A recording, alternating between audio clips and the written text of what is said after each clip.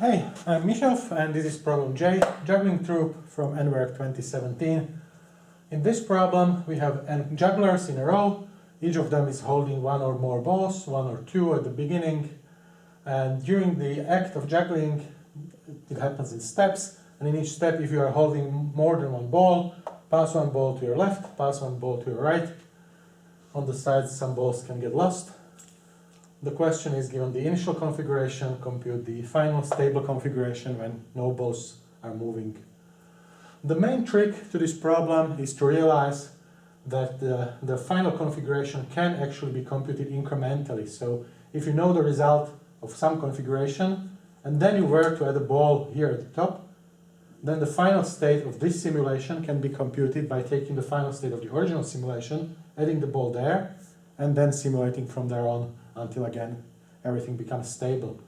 This can be proved by induction. Essentially, the only thing that matters is the number of balls that get to a particular column, and eventually those numbers will be the same. So whenever the change that would happen here, that will actually happen here if we do it later, and it will move the same number of balls into the same columns and so on.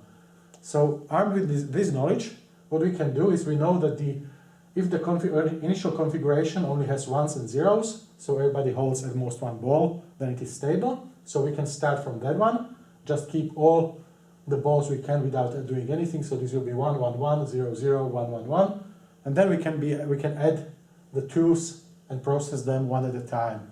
And whenever we have an interval that looks like this, there is a bunch of ones. So each person is holding one ball, and there are two people on either side that are not holding anything, and you change one of these ones into a 2.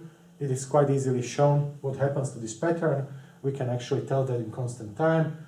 The ones will shift one step towards the other side, and there will be a 0 somewhere in the sequence, and I think it's symmetrically to this position, something like this. So all of these will be ones, and the symmetric one should be 0.